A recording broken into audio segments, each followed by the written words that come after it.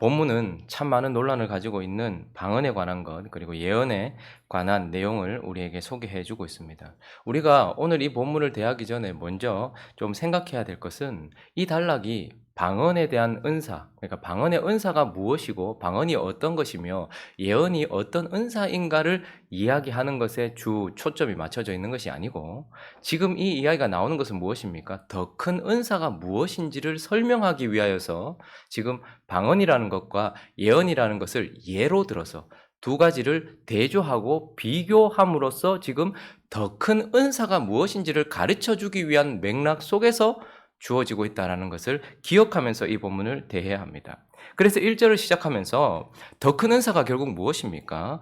신령한 것, 성령의 나타나심과 성령의 은사가 있는데 더 큰 은사를 추구하라고 말했는데, 그러면 더 큰 은사가 무엇인가? 1절 말씀 읽습니다. 시작. 사랑을 추구하며 신령한 것들을 사모하되 특별히 예언을 하려고 하라.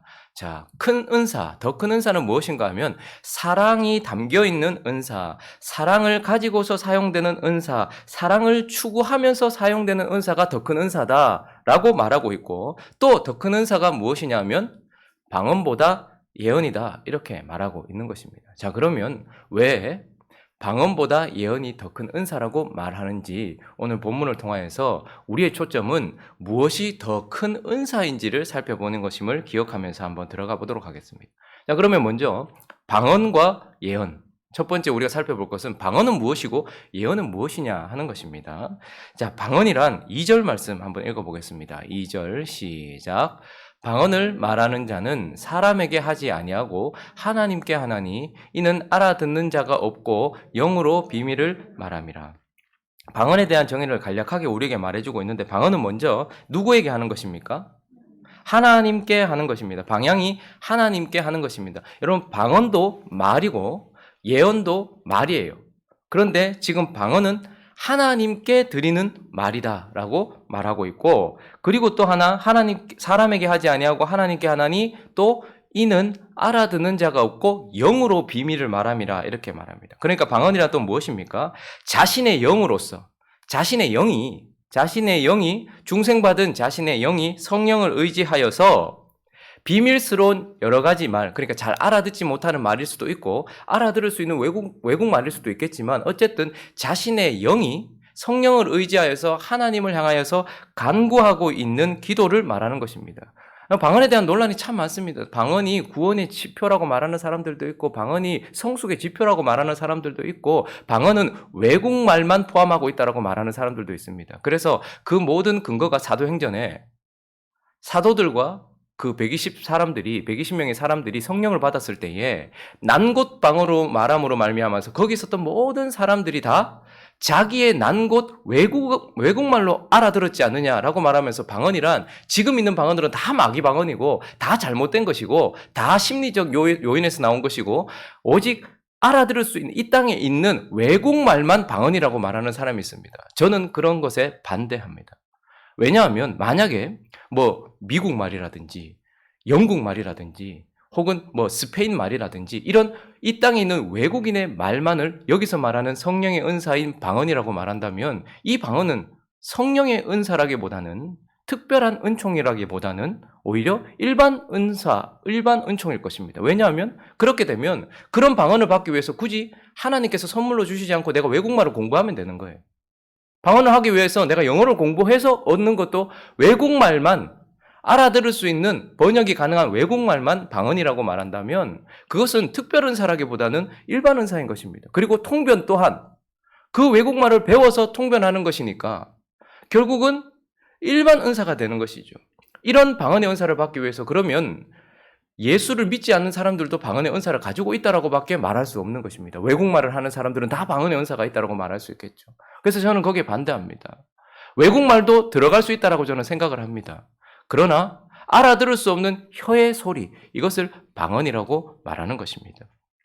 처음 마치 아이가 태어났을 때, 중생한 영혼은 영이 거듭났다라는 걸 의미합니다. 그래서 사람이 태어나면 아이들이 옹알옹알 옹알이 하듯이 영이 거듭난 사람들은 옹알이 하듯 랄랄라 마마마마마 이렇게 다 갈 수가 있겠죠. 그러다가 시간이 지나면 어떤 단어들이 형성되고 이렇게 할 것입니다. 그래서 혀의 소리까지 다 포함되는데, 근데 이것이 문제가 무엇이냐면 영이신 하나님께 중생한 거듭난 영혼이 하나님께 드리고 있는 영의 소리이기 때문에 그것이 비밀스럽기도 하고 통변이 안 되면 알아들을 수 없기도 한 것. 어쨌든 하나님을 향하여 자신의 영이 성령을 의지하여서 비밀스러운 혀의 소리로 하나님께 올려드리고 있는 기도, 이것이 바로 방언인 것입니다.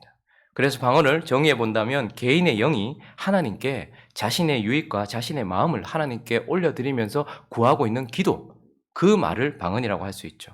자, 그러면 예언은 무엇입니까? 예언도 말입니다. 그런데 예언은 3절 읽어봅니다. 3절 시작. 그러나 예언하는 자는 사람에게 말하여 덕을 세우며 권면하며 위로하는 것이요. 자, 그러나라고 반대 접속사가 나오면서 예언도 말이긴 한데 예언의 특징은 하나님을 향해서 하는 것이 아니고 뭘 하는 거예요? 사람에게 전해지는 메시지예요. 사람에게 전해지는 메시지고, 또 이것은 방언은 자신의 마음을, 자신의 영이 하나님께 혀의 소리로 올려드리는 것이라면 방언은 하나님의 마음, 하나님 안에 있는 것, 하나님의 뜻, 하나님의 말씀과 관련된 것들을 깨달아서 그것을 어떻게 해요? 사람들에게 가르쳐주고 전달하는 것을 예언이라고 하는 것입니다. 지금 이제 이 성경상에 나오는 우리가 이렇게 번역된 예언이라는 말과 가장 비슷한 말이라고 한다면 아마 강해 설교 정도, 혹은 어떤 사람이 하나님의 말씀을 읽다가 깨달은, 지금 예언이라는 말이 왜 나오냐면 아직까지 고린도 성도들이 당시에 바울의 편지를 받았을 때까지만 해도 신약 성경이 정경화되지 않았습니다. 하나님의 말씀이 그들에게 들려있지 않았단 말입니다. 우리처럼 이렇게 성경을 들고 있는 게 아니에요. 그래서 어떻습니까? 많은 사람들이 성령의 은혜로 말미암아서 아직까지 완성되지 않은 하나님의 말씀을 받아듣지 못한 사람들에게 어떻게 해요? 깨달은 말로 하나님의 뜻을 가르쳐주고 있는 사람들이 있었단 말입니다. 그들을 구약의 선지자와 같은 개념이 아니라 구약의 선지자들은 그들이 선포한 것이 그대로 성경이 되었죠. 신약의 선지자들이란 성령에 의하여서 하나님의 뜻을 깨닫게 되고, 그러나 희미하게 깨닫게 된다고 말하죠. 완전하지는 않습니다. 설교자가 하는 말이 모두 다 하나님의 말씀은 아닙니다. 하나님의 말씀을 잘 해석해서 가르쳐주는 것입니다. 그래서 설교에는 실수도 있을 수 있어요. 조심해야 되고 분별하면서 들어야 되는 거예요. 그래서 예언을 들을 때는 언제나 분별하는 것이죠. 어쨌든 그러나 예언이란 결국 한 사람이 하나님의 뜻을 깨닫게 되어서 깨닫게 된 하나님의 마음과 하나님의 뜻을 사람들에게, 어떤 개인에게 하는 게 아니에요. 내가 기도하다가 혹은 하나님께 말씀을 읽다 보니까 내가 한 가지 예언을 받았는데, 개인에게 하는 게 아니라 교회 공동체를 향하여서 하나님의 뜻이 무엇인지를 가르쳐주는, 그건 그 사람이 알아들을 수 있는 지금 우리의 말로 가르쳐주고 있는 것, 이걸 바로 예언이라고 하는 것입니다. 그래서 여러분들이 예배를 드리고 신앙생활을 하고 성경을 읽고 성경을 배우고 설교를 듣고 하면서 깨달은 말을 가지고서 나보다 좀 더 어린 사람들에게 그것을 가르쳐 줌으로써 그 사람들에게 깨달음을 주는 것, 이걸 바로 예언이라고 할 수 있는 것입니다. 그래서 예언을 다시 정리해 보면 공동체에게 하나님께서 전하는 것을 전달하는 말, 이것이 바로 예언인 것입니다. 자, 그러면 이제 우리가 살펴봐야 될 것은, 그런데 하나님은 두 번째 우리가 살펴보는데 방언보다 더 큰 은사가 예언이다, 이렇게 말하는 거예요. 둘 다 말인데, 그런데 방언보다 예언이 더 큰 은사다라고 말하면서 1절을 다시 한번 읽어볼까요? 1절 있습니다. 시작. 사랑을 추구하며 신령한 것들을 사모하되 특별히 예언을 하려고 하라. 둘 다 신령한 거예요. 방언도 신령한 것이고 예언도 신령한 것이에요. 알아들을 수 없는 말로 아름다운 언어로 이야기하는 것도 신령한 것이지만 알아들을 수 있는 말로 하는 것도 신령한 것이에요. 둘 다 내밀한 것을 말하기 때문입니다. 그런데 바울을 통하여 하나님은 예언을 더 추구해라라고 말하고 있습니다. 5절도 읽어볼까요? 5절 읽습니다. 시작. 나는 너희가 다 방언하기를 원하나 특별히 예언하기를 원하나. 자, 여기까지. 너희가 다 방언의 은사도 가져라. 다 가졌으면 좋겠다. 예언도 다 가졌으면 좋겠지만 그러나 방언보다 예언을 하기를 더 원한다라고 말씀하면서 하나님은 둘 중에 비교해 본다면 지금 방언이라는 말보다 예언이라는 말을 더 추구해야 되고 이것이 더 큰 은사다라고 말하는 거예요. 왜 더 큰 은사인가? 오늘 본문의 초점은 여기에 있습니다. 방언을 말하고 싶은 것이 아니고 예언을 말하고 싶은 것이 아니라 둘 다 비슷한 말인데, 그런데 왜 예언이라는 은사가 방언이라는 은사보다 더 큰가를 말하는 이유, 그 말하는 이유가 먼저는요, 방언은 개인의 마음을 하나님께 올려드리는 거예요. 그렇죠? 어떤 사람이 어떤 알아들을 수 없는 아름다운 말이든 그러면 신비로운 말이든 어쨌든 간에 방언이라는 것은 한 거듭난 영이 자기 마음속에 있는 하나님을 향한 사랑과 자기 마음속에 있는 하나님에 대한 어떤 그런 것들을 올려드리고 있는 거예요. 그러니까 이 방언의 내용을 번역한다 할지라도 어떤 한 개인 속에 있는 그 사람의 마음을 사랑하는 하나님께 올려드리는 것입니다. 여기 지금 장로님하고 권사님이 계시는데, 예를 들어서 권사님이 장로님에게 편지를 썼어요. 너무 절절한 마음으로, 사랑하는 마음으로 장로님 이러면서 이제 투 장로님 이렇게 해서 이제 편지를 써요. 근데 거기에 보면 막 구구절절한 권사님의 마음이 다 들어있는 거예요. 근데 그걸 제가 받아들였다고 해보십시오. 아유, 권사님이 참 장로님 사랑하는구나, 이 정도이지. 그걸 가지고 제가 이걸 권사님이 이런 사랑을 가지고, 어떤 한 영혼이 방언으로 하나님께 기도하고 자기의 필요를 구하는 것이 소중한 내용인 것은 사실이지만 개인의 마음에 국한된 것입니다. 그런데 예언은 무엇입니까? 예언이란 하나님의 마음속에 있는 비밀한 내용들과 하나님의 성도들을 향한 하나님의 사랑의 내용을 깨달은 사람이 하나님의 교회를 향하여서 전달되고 있는 메시지인 것입니다. 그러니까 방언으로 기도하고 방언으로 말하는 사람은 자기의 개인적인 말을, 자기의 개인적인 내용이 사랑하는 하나님을 향해 올려드리는 지극히 개인적인 사랑의 내용을 담고 있다면, 예언이라는 것은 하나님이 우리를 향해 가지고 계시는 뜻과 그 크신 하나님의 사랑을 우리에게 전달하는, 우리 모두에게 적용되는 내용으로 구성되어 있기 때문에 방언보다 예언이 훨씬 큰 은사인 것입니다. 우리는 신비하고 초월적이면 크다라고 생각하는 경향이 있습니다. 그래서 알아들을 수 있는 말보다 알아듣지 못하는 저 말이 더 신비롭고 더 큰 것 아닌가 생각하지만, 하나님은 신비라는 것은 내밀한 것을 담고 있는 것인데, 그런데 그 내용에 주 초점이 있다는 겁니다. 이 사람 안에 있는 마음도 신비로운 거예요. 그런데 하나님의 마음속에 있는 게 더 신비로운 것입니다. 그래서 하나님이 우리에게 예언으로 자신의 마음을 보여주는 예언이 방언보다 큰 은사고, 두 번째, 방언보다 예언이 큰 은사인 이유는요, 방언은 통역이 없으면, 통변이 되지 않으면 하는 사람도 듣는 사람도 오직 하나님만 알아들어요. 엄마가 아기가 랄랄라 마마마마마 우는데, 똑같이 우는데도 배고파서 우는지 쉬를 해서 우는지 응가를 해서 우는지 엄마가 분별하는 것처럼, 우리의 이 말은 하나님은 알아듣겠지만 그러나 통변이 되지 않으면 하는 자도 듣는 사람에게도 아무런 유익이 되지 못해요. 그래서 13절은 이렇게 말하고 있습니다. 13절 읽어보겠습니다. 13절 있습니다. 시작. 그러므로 방언의 은사를 받았으면 반드시 무슨 기도를 하라는 거예요? 통변할 수 있는 은사를 달라고 기도하라라고 말하고 있습니다. 그러니까 방언이라는 것은 신비로운 말이라서 아름답긴 하지만, 그러나 통역이 없으면 누구에게도 유익이 되지 못하는 뭔가 과정이 필요한 은사라는 말입니다. 유익을 주기 위해서는 통변, 통역하는 은사가 필요한 은사이다라는 것이죠. 그리고 뿐만 아니라 또한 방언은 내게 마음의 열매까지 맺기 위해서는요, 많은 훈련이 필요한 은사입니다. 14절, 15절 읽어볼까요? 14절, 15절 시작.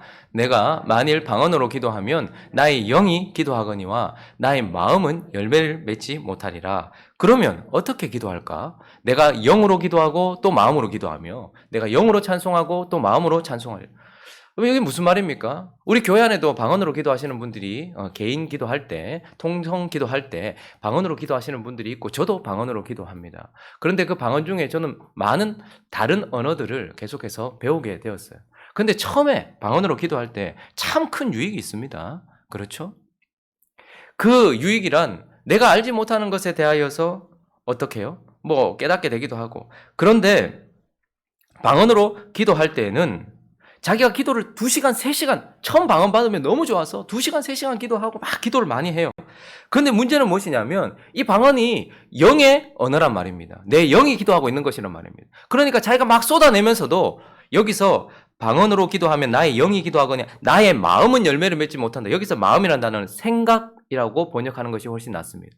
그러니까 마구 말을 쏟아내면서 또 동시에 그 가운데서 내 생각이 정리되어서 영의 말로 방언으로 기도하면서 내 생각 속에서는 하나님을 향하여서 이런저런 정리된 생각들이 되어져야 돼요. 그런데 처음에는 이게 훈련이 되지 않으면 말은 마구 쏟아내는데 2시간, 3시간을 기도했는데 시간이 오래가면 공허함까지 찾아오게 됩니다. 2년, 3년이 지났는데도 생각으로 정리되어지지 않는다면, 그래서 많은 훈련을 통하여서 저 같은 경우도 처음에 방언으로 기도할 때는 기도의 시간도 늘어나고 참 좋았어요. 그런데 방언으로 쏟아내면서 내 생각 속에서 하나님과 교제하는 나의 생각의 정리들, 그리고 내 마음의 정리들이 되지 않으면 이 방언이 그렇게 큰 유익이 되지 못한단 말입니다, 나중에는. 그래서 바울이 뭐라고 말합니까? 그러면 어떻게 기도할까? 내가 영으로 말로 쏟아내면서 또 어떻게 해요? 마음으로 하나님과 교제하는 훈련까지 되어져야지만 이 방언의 은사가 내게 큰 유익이 된다라고 말하고 있는 것이죠. 그런데 예언은 어떻습니까? 예언은 설교를 듣다가 혹은 성경을 읽다가 혹은 기도를 하다가 하나님께서 내게 깨닫게 하신 것이 있어요. 내 인격을 통하여 깨닫게 하신 것이 있어요. 그래서 내가 그 깨달은 것을 가지고 어떻게 합니까? 누군가를 깨닫게 해주기 위하여서 그 사람에게 쉽게 가르쳐주는 은사가 예언인 것입니다. 그래서 예수님께서도 우리에게 하늘의 비밀스러운 것을 말씀하실 때에 이 땅에 있는 사람들이 알아듣기 쉽도록 비유를 많이 하셨어요. 뭐 밭의 비유도 하시고 여러 가지 비유들을 통해서 그걸 들을 때는, 예언을 들을 때는 쉽게 알아들어요. 그렇기 때문에 방언보다 예언이 훨씬 더 큰 은사고 쉽게 유익을 주는 은사이기 때문에 방언보다 예언이 훨씬 큰 은사다라고 말하고 있는 것입니다. 자, 그리고 세 번째, 가장 중요한 것인데 왜 방언보다 예언이 더 큰 은사인가 하면, 방언은 자기의 덕을 세운다고 하죠. 4절 읽어볼까요? 4절 있습니다. 4절 시작. 방언을 말하는 자는 자기의 덕을 세우고 예언을 하는 자는 교회의 덕을 세웁니다. 자, 지금 두 개를 비교하고 있어요. 여러분, 방언과 예언을 지금 비교하고 있죠. 자, 방언이라는 아름다운 말은 그런데 유익하지 않다라고 말하지 않고 누구의 유익을? 자기의 덕을 세운대요. 여러분, 영적인 것에 대하여서 우리가 깊이 들어가는데 참 어렵습니다. 설교를 30분 듣는 것도 어려운 사람들이 많이 있어요. 자, 그런데 기도를 10분, 20분 하는 게 어려운 사람들도 많이 있습니다. 가장 어려운 것 중에 하나가 기도일 것입니다. 보이지 않는 하나님을 향하여 보이지 않는 내 마음을 하나님께 올려드리고 이 땅에 있는 것들을 붙잡지 아니하고 하나님을 향하여 기도하고 있는, 그리고 기도가 깊어지면 뭘 달라고 하는 것이 아니라 하나님과 교제의 기도로 나아가는데, 그런데 그렇게 나아가는 게 참 어렵거든요. 그런데 그렇게 하나님과의 영적인 교제를 하는데 가장 큰 유익을 주는 것 중에 하나가 무엇이냐면 방언이라는 것입니다. 그래서 방언을 받으면 기도가 깊어지고 기도가 길어져요. 그래서 자기의 덕을 세웁니다. 그래서 보이지 않지만 하나님이 계시는구나. 내가 뭐라고 말할 수는 없지만 나의 영이 거듭났구나. 그러므로 영이신 하나님께, 나의 거듭난 영이 하나님께 지금 마구 쏟아내고 있는 이 기도를 통하여서 내가 하나님의 자녀구나라는 것도 깨닫게 되고 자기의 유익을 생각하게 되고, 그리고 또 방언의 또 유익은 무엇입니까? 자기의 덕을 세운다. 여러분, 만약에 목회자는 기도 요청을 많이 받는데 그 사람이 기도해달라고 하는 대로 기도하기보다는 하나님의 뜻을 구해야 될 때가 참 많습니다. 왜냐하면 잘못된 걸 가지고 목사한테 기도해달라고 하는 경우가 많거든요. 그리고 선교지 같은 데 가거나 지금 현 시국이 잘 해석이 되어지지 않을 때 우리는 기도해야 되는데, 그때 방언으로 성령을 의지하여서 기도하면 하나님이 나의 영을 통하여서 하나님의 뜻대로 구하게 되는 방언의 유익도 있는 것입니다. 그래서 내가 잘 모르는 상황이나 잘 모르는 사람을 위하여 기도할 때에 또 하나님의 영을 의지하여서 방언으로 기도함으로 말미암아 나의 덕을 세우는 유익이 있는 것입니다. 그러나 어쨌든 이 모든 유익이, 방언은 어디에 초점이 맞춰져 있는 거예요? 나에게 맞춰져 있는 거예요. 그러나 예언은 무엇입니까? 예언은 3절 있습니다. 3절 시작. 그러나 예언하는 자는 사람에게 말하여 덕을 세우며 권면하며 위로하는 것이요. 방언은 자기 자신의 덕을 세웁니다. 그러나 예언은, 자기가 깨닫는 하나님의 말씀과 뜻은 교회 전체의 덕을 세워요. 그리고 교회 전체를 권면하고 교회 전체의 삶의 방향을 바꾸고, 그리고 교회 전체에 위로를 주는 은사인 것입니다. 그래서 예언이 방언보다 큰 이유는, 방언은 개인의 덕을 세우지만 예언은 하나님께서 그렇게 원하시는 그리스도의 몸된 교회 전체를 유익하게 하는 것이다 라는 것입니다. 그래서 결론적으로 방언은 어떻게 보면 방언의 은사는 교회 안에 격차를 더 벌리는 은사이기도 합니다. 여러분 어떤 공동체가 앞으로 나아갈 때에 뛰어난 한 사람이 그 모든 것들을 다 주관하여서 이 사람의 은덕으로 말미암아서 전체가 끌고 가는 그 공동체도 참 좋은 공동체일 수 있습니다. 그러나 진짜 좋은 공동체는 평균적으로 성도 전체가 다 높은 수준으로 함께 나아가는 것이 더 큰 공동체입니다. 몸이 손이 아주 발달해서 손 하나만으로 다 먹여 살리는 그런 몸도 귀한 몸이죠. 그러나 손도 발도 입도 코도 전체가 다 성숙한 그런 몸이 훨씬 좋은 몸인 것입니다. 방언의 은사는 나 자신을 유익하게 하고 나를 더욱더 세워주기 때문에 내가 점점점 더 주님께 가까이 가요. 그러나 그렇다 보니까 다른 이들에게 유익을 주지 못한다면 어떻게 되는 거예요? 다른 사람들과의 격차를 벌리면서 내가 사람들을 끌고 가야 되는, 나는 점점 성숙하지만 그러나 방언의 은사는 나의 덕만 세우기 때문에 사람들은 그 자리에 두는 거예요. 그래서 평균적으로 격차를 벌리고서 공동체에 유익을 주는 은사입니다. 방언이 유익이 없다는 게 아닙니다. 한 사람의 기도가 깊어지고 한 사람이 방언으로 오랫동안 기도하며 방언으로 하나님과 더 가까워져서 그 영이 더 정결하게 되고 더 자라게 되었을 때 우리 공동체에 큰 유익을 줍니다. 그러나 예언은 무엇입니까? 격차를 줄이는 것입니다. 내가 깨달은 것. 그래서 목사가 설교를 하는 것, 저는 여러분들보다 더 많이 알아서 설교하는 사람이 아닙니다. 잠깐 더 앞에 먼저 듣고 말하는 겁니다. 여러분들에게 오늘 설교하기 위해서 저는 어제 그리고 그저께에 먼저 하나님께 들은 거예요. 그리고 여러분들과 저를 더 격차를 벌이는 것이 아니라 제가 깨달은 것, 저에게 주신 것을 가지고 여러분들에게 나눠줌으로 말미암아서 어떻게 하는 거예요? 여러분들과 저의 격차를 점점 줄이고 우리가 함께 자라가게 하는 것입니다. 그렇기 때문에 방언보다 예언이 훨씬 더 큰 은사다라고 말하고 있는 것입니다. 말씀을 정리하겠습니다. 바울이 말하는 것을 잊지 마십시오. 나는 너희가 다 방언하기를 원한다라고 말합니다. 지금 방언과 예언만 말하는 게 아니고 방언이라는 은사와 예언이라는 은사를 비교해서 무엇이 더 큰 은사이며 너희는 간절히 사모하되 더 큰 은사인 사랑을 추구하면서 사랑이 담긴 은사를 사모해라. 그리고 또 뭐요? 공동체 전체에 유익을 주는 은사를 사모해라 라고 말하고 있는 것입니다.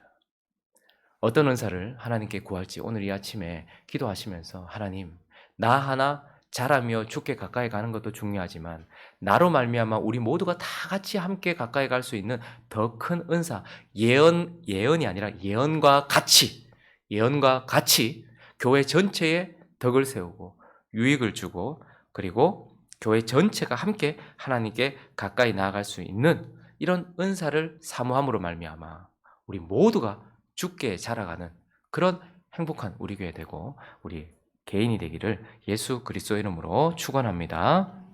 같이 한번 기도하겠습니다. 우리는 초자연적이고 초월적이고 좀 신비한 것에 더 많은 점수를 주는 경향이 있습니다.